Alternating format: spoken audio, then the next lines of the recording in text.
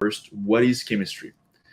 Well, chemistry is the complex emotional or psychological interaction and resonance between two entities. So you might think that the way the lines have been cut here is simply to fit in the screen, but no. I purposefully make sure that we have three lines: one to define and to explain or to focus on the part that is complex, emotional, psychological. The second part, that's what we're talking about here: interaction and resonance. And then finally, between two entities, the entity being the user and your store or you as a merchant. And you see there's not three, not four entities, there's really two. So we're going to go into each of those details because every single word matter. So the first question that you can ask yourself between marketing, product, sales is really like those questions one by one that are kind of hierarchical. But when you bring someone after a great ad campaign or after, I don't know, some great marketing in your store, what are you really answering, or what should you answer here? One, does your brand resonate with the people that are coming? Two, do your product resonates? Because having a brand that speak is one thing. Having a whole set of products that are actually relevant for the user based on a specific time, Christmas, Black Friday, etc., is another one. Does your message resonate? So this one is like a mix of the brands and the product. And then finally, does your site experience really resonate? And we here talk about those resonance, but like, do you really speak to the right people with the right message and with the right tone? And this is really all about making them feel special and trying to nurture this chemistry down the road. So chemistry would be all about that. Now, if you have an answer to all those questions, that's fantastic, and we can pass on to the rest. But if you don't, then the real first question you need to ask yourself is more like, what do I have as tool and as elements with my relationship with the customers to answer those questions? So everything as branding is you and finding yourself, but everything is like product, message, and experience is really based on the users and who is coming and how are they behaving. So what's interesting with that is the concept of maybe being personal. And being personal is, again, insisting on the fact that there's two entities, the user and the store. But how can you be personal, and how is that difficult for a merchant today? When one, well, your customers can't really find the product because what they heard on the advertising or on the marketing campaign is not necessarily what they see when they arrive on the homepage. Two, even if you know who they are and you know where they're coming from, well, with GDPR compliances and SOC 2 compliances, you're losing most of these kind of identification. So you deal with new and anonymized users. So you go back to square one. Like, okay, well, I can't remember who you are because my cookies have been depreciated. So how could I make sure that I nurture this chemistry, or even create one if you're a completely new user?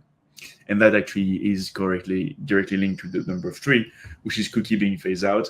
The customers are also more and more, let's say, conscious or aware about what you can do and what you can do. And there is then a thin line when people want to work towards chemistry to not being too creepy, and therefore to balance how personal they can be without making them feel that they've been spying on the end user.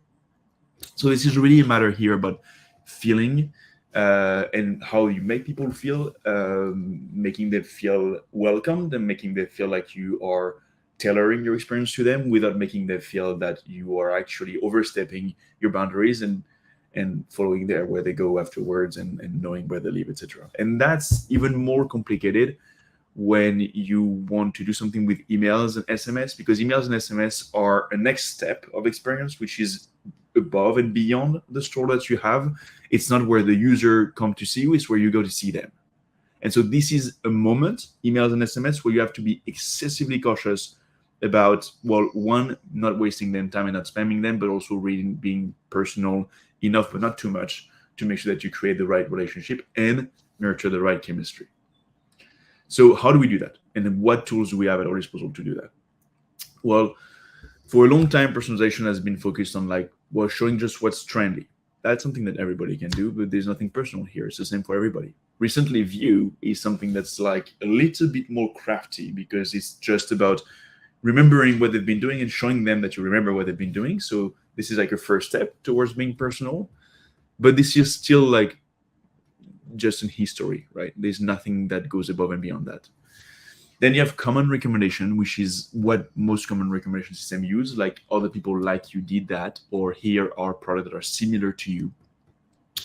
And the thing that you really want to actually get to nowadays when it comes to also translating that and transferring that knowledge and all this information from a website experience to an email and SMS is focusing on the behavior of your user. And I would like to emphasize that point around behavior base, which is really focusing on what they're doing without necessarily remembering who they are. And if you can nail that, then you can nail that for any kind of new session or anonymized session or any person that disregarded or removed the cookies, or even changing, like, let's say, hardware to go visit your store, because you could actually track them on a computer and then they use a phone. And most of the e-commerce store, actually, people log in only at the end. So you handle a lot of the time new or anonymized user. And the behavior base is important because it has to be done on an individual level. One thing that we explain or we work on a lot at Crossing Minds when it comes to behavior-based recommendation and personalization is how do you interpret and really analyze what's happening in real time, so less than 200 milliseconds on the website, and making sure that this is properly evaluated individual per individual. What I'm meaning is, like, 2 clicks don't worth the same thing. You could have someone as a frantic clicker and just click on everything that moves and is shiny on the website, and then only purchase one thing that you never have guessed that they actually purchased that because it's what they were initially here for, versus someone that come on the website and click and purchase and then is gone. Here, you have the exact same, let's take Google Analytics, the exact same Google Analytics event of a click, but put back in the context. This is something that actually means 2 different things.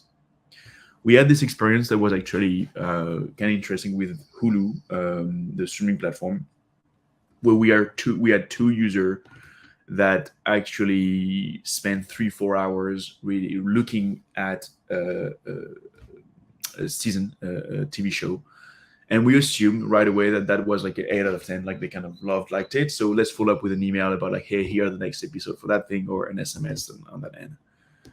And both of the response were kind of disappointing, and that pushed us actually into understanding when we went wrong with this kind of personalization and recommendation. Like, was it the timing of sending the emails and SMS? Was it the content of the email and SMS? Did we follow up on the wrong show? And the model was fine because it was working for 99% of the rest of the consumer base. But the more we digged into those user behavior, the more we realized, like, those 2 were actually extremely different. One person simply never watches TV. Therefore, spending 3 hours on a TV show was a declaration of love. And here, this is something you need to absolutely capitalize on, because that's an unusual type of behavior that needs to be leveraged by communication and by customer experience, or through customer experience. And the other user, on the other hand, had the TV on 24/7. So for them, 3 or 4 hours on a TV show doesn't mean anything at all. And therefore, if anything would just bother them and bug them with an email and SMS about a TV show that they don't even remember having it on because they're not in front of the TV. So here you have, simply, in a very understandable fashion, how the first step that you need to do is digging into or accessing this free data that Google Analytics have, or that other system or e-commerce platform have, even on Shopify, and just appreciate and evaluate how unique are your customers, and therefore have a personalization system that can be plugged into many of your, let's say, platform, web, brick and mortar, email, SMS, etc., to make sure that you personalize the experience appropriately to what the customer have been doing and what's their behavior in general. But that's one of the things that you start to need to do when it comes to chemistry. It's really about listening to the user, and not just listening at an action isolated, but listening to a user and the patterns in its globality.